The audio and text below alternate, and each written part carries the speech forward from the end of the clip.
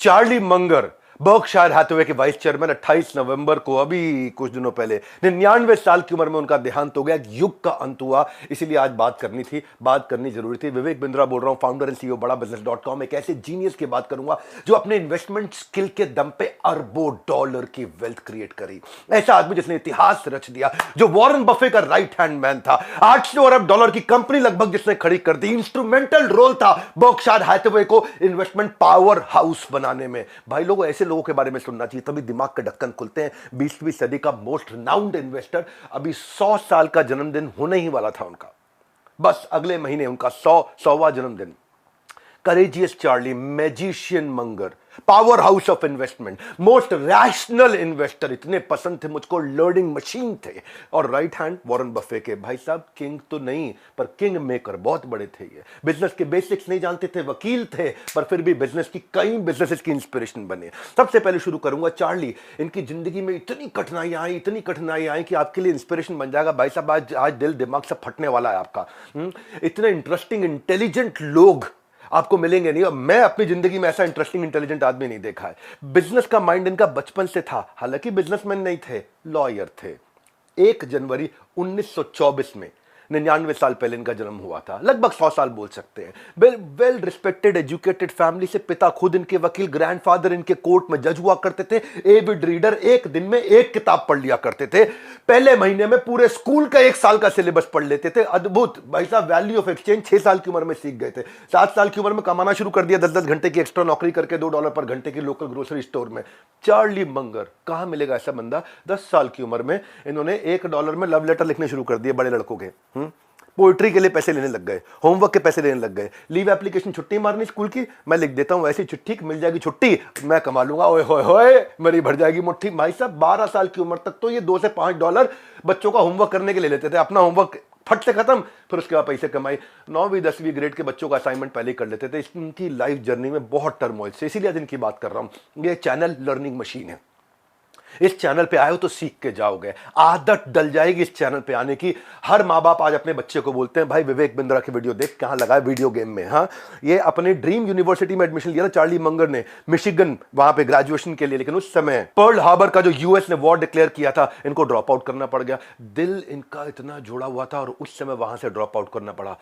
एक के बाद एक इनकी जिंदगी में समस्याएं आई। हार्वर्ड लॉ स्कूल में एडमिशन ले लिया, लेकिन अचानक जल्दीबाजी में शादी हो गई। शादी में झगड़े इतने हो गए, हार्वर्ड ड्रॉप करना पड़ा। शादी में झगड़े इतने बढ़ने लग गए, कुछ समय में डिवोर्स हो गया। डिवोर्स के कारण इतना सोशल स्टिग्मा बढ़ गया कि मेंटली बहुत टॉर्चर फील होने लगे। और डिवोर्स के अंदर अपना मकान देना पड़ गया, अपना सब कुछ देना पड़ा, अपनी सारी सेविंग्स इनकी बीवी इनकी लेके चली गई। एलिमनी इतनी बड़ी थी बीवी की कि सब खत्म हो गया, कर्जे में आ गए। अब कर्जे में आ गए, 8 साल का इनका बेटा टेडी को हो गया ब्लड कैंसर। डॉक्टर के पास लेके गए, डॉक्टर कहता है ब्लड कैंसर एडवांस स्टेज का है। एडवांस डॉक्टर के पास लेके गए, वो क्या कहता है? लास्ट स्टेज का ब्लड कैंसर है, ल्यूकेमिया हो चुका है। अब पैसा नहीं, क्योंकि बीवी सब कुछ लेके जा चुकी। चार्ली मंगर अब क्या करें? अब सब कुछ अपनी एक्स वाइफ को दे चुके, बहुत बड़ा कर्जा लिया। कर्जे से काम नहीं चला तो महंगे इंटरेस्ट रेट पे और कर्जा लिया, ताकि बच्चे को तो संभाल लूं। बच्चा ही तो रह गया मेरे पास, रह क्या गया? मेडिकल एक्सपेंसेस इतने ज्यादा, इंश्योरेंस इनकी थी नहीं उस समय। 1.5 साल तक चार्ली मंगर अस्पताल की चेयर में आंखें खोल के बैठे रहते थे कि मेरा बच्चा ठीक हो जाए, सो नहीं पाते थे। काउच पे बैठ बैठ के सारी सारी रात बिताई इन्होंने। हॉस्पिटल की कैंटीन से जंक फूड खा करके अपने बच्चे का ध्यान रख के कर्जा ले लेकर के इलाज कराया। ना कोई परिवार में आया, ना कोई दोस्त आया, ना कोई रिश्तेदार आया, कोई सपोर्ट के लिए नहीं आया, अकेले पड़ गए। 1.5 साल के बाद बच्चे की ब्लड कैंसर से डेथ हो गई उसी अस्पताल के अंदर। और अपने बच्चे को अपने सामने मरता हुआ देख, उससे बड़ा दर्द क्या हो सकता है? पोस्ट ट्रॉमेटिक स्ट्रेस डिसऑर्डर, जिसको बोलते हैं PTSD, post traumatic stress disorder, इतना ज्यादा हो गया था, शरीर कांपने लगा था उनका। इसको बोलते हैं पैरानोइया। ये स्टोरी जाननी जरूरी इसलिए है कि कोई ये आदमी कहां से कहां निकला। इसको बोलते हैं कैसे वैली से माउंटेन के पीक तक पहुंचना होता है। इसको बोलते हैं डिफिकल्टी से पॉसिबिलिटी क्रिएट करना। इसको बोलते हैं रिसेशन और डिप्रेशन से प्रोग्रेशन क्रिएट करना। 30 साल का बंदा, डिवोर्स, पूरी तरह से ब्रोक, गरीब, कर्जे के अंदर, ह्यूज डेट, बेटे का देहांत, कोई फैमिली नहीं, कोई फ्रेंड्स नहीं। 99% लोग अगर इस स्थिति में आएंगे, या तो ड्रग एडिक्ट बन जाएंगे, अल्कोहलिस्ट बन जाएंगे, मेंटल ट्रॉमा में चले जाएंगे, या सुसाइड कर लेंगे। चार्ली मंगर है ये, अद्भुत व्यक्ति हैं। क्योंकि इस साइकोलॉजी को समझना पड़ेगा भाई साहब। ये साइकोलॉजी को समझोगे ना तो अंदर से मजबूत हो जाओगे। चार्ली मंगर बोले मैं कंप्लीटली डिवास्टेटेड, शैटर्ड था, लेकिन गिव अप नहीं करना चाहता था। 3 साल के बाद फिर से विवाह किया, एक नए रिलेशनशिप में आया, अपनी लॉ फर्म खोली रियल एस्टेट पे, वो भी बंद हो गई। फिर ट्रॉमा। 1 साल के बाद उसके बाद इन्वेस्टमेंट से काम किया, 6 महीने तक प्रॉफिट कमाया, वहां पे बहुत बड़ा लॉस हो गया, एक और ट्रॉमा। चार्ली मंगर की जिंदगी में समस्याएं आती रही, समस्या खत्म नहीं हुई। जब इनको क्या हुआ, कैटरैक्ट का जिस समय इलाज नहीं हुआ करता ढंग से, आई सर्जरी इनकी हुई, आई सर्जरी में डॉक्टर की गलती से आई सर्जरी फेल हो गई, पूरी तरह ब्लाइंड हो गए। डॉक्टर ने बोला दूसरी आंख भी जाने वाली है। अब ऑब्सेसिव रीडर, एक दिन में एक किताब पढ़ने वाला, बचपन से एक सुपर डुपर जीनियस, अब वो पढ़ नहीं सकता, उसके लिए लगा जैसे मेरे को जेल में डाल दिया, मुझे फांसी दे दी किसी ने। Never give up attitude. बोले मैं ब्राइल सीखूंगा। ब्राइल क्या होता है, जो विजुअली इंपेयर्ड व्यक्ति है वो बिना आंखों के हाथ लगा लगा के कैसे पढ़ सके। उन जमाने में, क्योंकि पढ़ना तो है मुझे, लेकिन उनको यूज नहीं करना पड़ा, क्योंकि जो दूसरी आंख थी वो चलती रही, वो उनके जीवन के आखिरी तक चलती रही। 100 साल के होने वाले थे, वो चलती रही। लेकिन स्ट्रेस था कि दूसरी ना चली जाए आंख, दूसरी ना चली जाए। उस स्ट्रेस ने इनको कमजोर नहीं किया और मजबूत कर दिया। स्ट्रांगली मेंटली, मेंटली स्ट्रांग, काम और एकदम पेशेंट, फोकस्ड रहे कि मैं इन्वेस्टिंग स्किल सीखूंगा, इन्वेस्टिंग स्किल सीखूंगा। और उसके बाद इन्होंने इन्वेस्टमेंट करना शुरू किया। इनकी वॉरेन बफे से मुलाकात हो गई। वॉरेन बफे ने इनको अपना इन्वेस्टमेंट एडवाइजर बना लिया। 1978 में वॉरेन बफे को इतना भरोसा हो गया इन पे, इतने ट्रॉमा से निकले फिर भी इतने पेशेंट, इतने स्ट्रेस से निकले फिर भी इतने काम, इतने बड़े लर्निंग मशीन। उन्होंने कहा आप मेरी कंपनी, मैं चेयरमैन, आप वाइस चेयरमैन। कमाल हुआ। वहां से शुरुआत हुई 1978 से। इन्वेस्टिंग स्किल की एक्सपर्टीज से इतना वेल्थ क्रिएट करके दिया। इनके ऊपर कई किताबें आज लिखी जा चुकी हैं। ट्रांसफॉर्म कर दिया एक बड़े कॉन्ग्लोमरेट में बर्कशायर हैथवे को, वॉरेन बफे की कंपनी को। एक के बाद एक कंपनी खरीदनी शुरू करी प्रॉफिट से। कई इंश्योरेंस कंपनी खरीदी, बीएनएसएफ जो रेल रोड था वो खरीदा। इन्होंने क्या किया, ये देखते थे एप्पल और कोका कोला जैसी कंपनी को ढूंढ के बड़ा पैसा उसमें इन्वेस्ट करते थे। मंगर ने बर्कशायर हैथवे के उस समय शेयर खरीदे थे $7 में। उस समय आज $5.5 लाख का लगभग शेयर है। मंगलवार का बता रहा हूं मैं आपको। इतना बड़े वेल्दी हो चुके थे। $2 बिलियन की तो उनकी अपनी पर्सनल नेटवर्थ हो गई थी।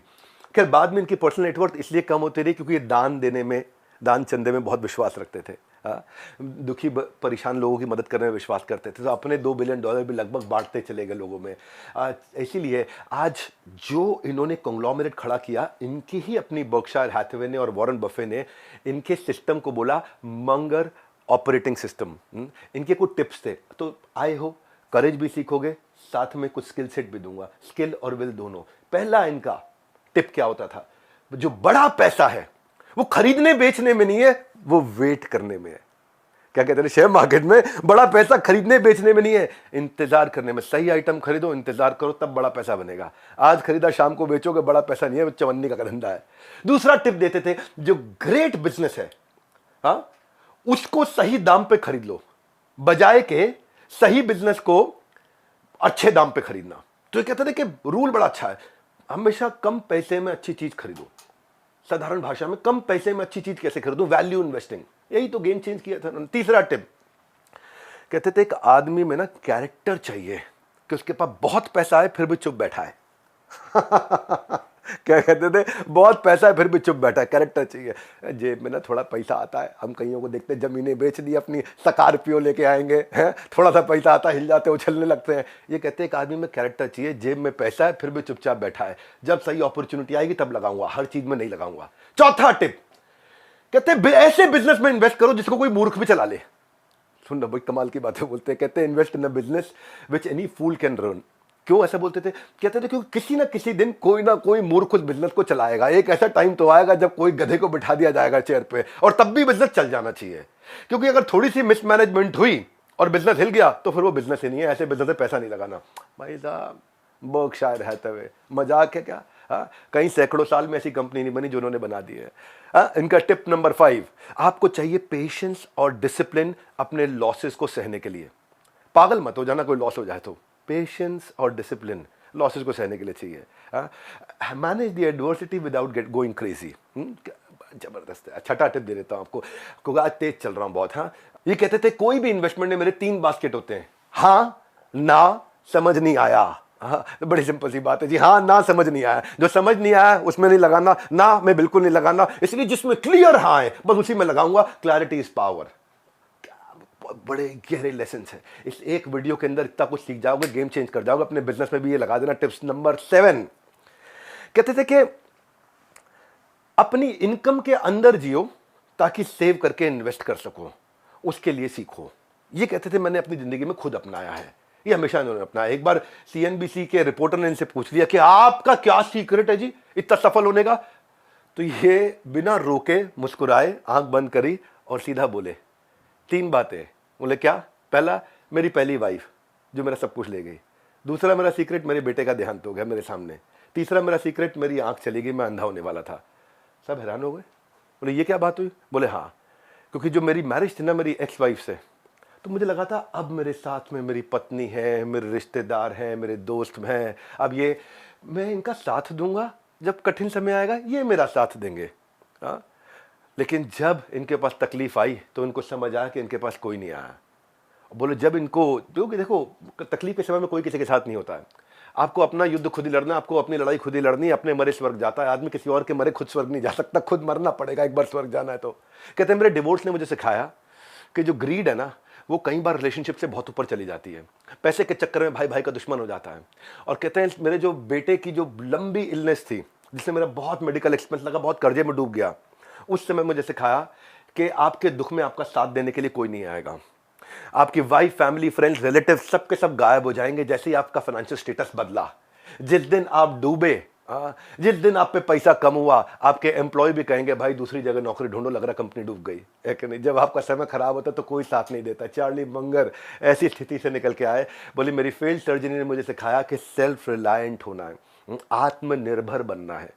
ये मेरी सर्जरी ने मुझे सिखाया। जब मेरी आंखें चली गई तो मुझे कहा आत्मनिर्भर बनना है।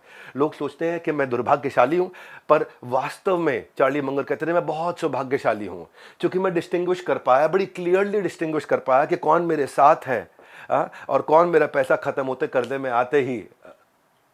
ये कहते हैं कि जैसे आप स्टॉक चेक करते हो ना अपने वेयर हाउस में, क्या है क्या नहीं है, ऐसे ही मैंने चेक किया कौन मेरे साथ है कौन नहीं है। दुकानदार भी चेक करता है, मेडिकल स्टोर वाला भी चेक करता है, लेडीज भी घर में राशन चेक करती हैं, आटा है, चावल है, दाल है, ये खत्म हो गया, ये रहा। बोले मैंने भी देखा, मैंने भी बजट बनाया रिश्तों का और उससे समझ में आया सेल्फ रिलायंट होना, आत्मनिर्भर बनना है। एक चेयरमैन भी फाइनेंस कंपनी में, फाइनेंस में भी चेक करता है पैसे है कि नहीं है। तो ये जो सीखा इन्होंने, चार्ली अपनी अचीवमेंट्स इन्होंने लिए, ये सर्वाइवर थे। ये ग्रेट डिप्रेशन, वर्ल्ड वॉर 2 में बर्बाद होने से, डिजास्टरस मैरिज से, डिवोर्स से, डेट से और अपने अंधेपन से, बच्चे की डेथ से, वहां से निकल करके आए। और what I loved about him is कि वो पीछे नहीं गए कभी, हमेशा आगे बढ़ते रहे। इतनी दूर आया हूँ यहाँ रहने के लिए नहीं, और आगे जाने के लिए। और फैक्ट कि वो आज इतने सक्सेसफुल हुए, इतने हार्डशिप से, वो उनके कैरेक्टर को दिखाता है। हाँ, अगर आप भी अपनी जिंदगी में किसी भी कठिनाई में आ गए, इस इंसान के 100 साल के एक्सपीरियंस से सीखने को मिलेगा। 100 साल का एक्सपीरियंस, 100 साल की उम्र तक जिया और ग्लोबल कंग्लोमरेट बना करके आज केवल फाइनेंशियल वर्ल्ड के अंदर इंपैक्ट नहीं, आज जनरेशंस के अंदर इंपैक्ट देके गए हैं ये चार्ली मंगर। आज उनके एक कोट जिसने मुझे बहुत इंस्पायर किया, उससे अपनी बात खत्म करूंगा। अगर आप स्मार्ट नहीं तो कोई बात नहीं, आप हार्ड वर्किंग नहीं तो कोई बात नहीं, सफल होना तो एक क्वालिटी चाहिए, लर्निंग मशीन बनना पड़ेगा। इसलिए हर संडे सुबह 8 बजे आता हूं आपको लर्निंग मशीन बनाने के लिए। किसी और चैनल पर जाने की जरूरत नहीं, वर्ल्ड के नंबर 1 एंटरप्रेन्योर यूट्यूब चैनल पे आइए, सब्सक्राइब करिए और करवाइए। बर्कशायर हैथवे की कहानी बच्चों को दिखाइए, उनकी जिंदगी में और करेज और लर्निंग मशीन बनाइए। हमारे साथ जुड़े रहने के लिए मुस्कुराहट के साथ प्रेम पूर्वक गर्दन झुका के बहुत बहुत धन्यवाद।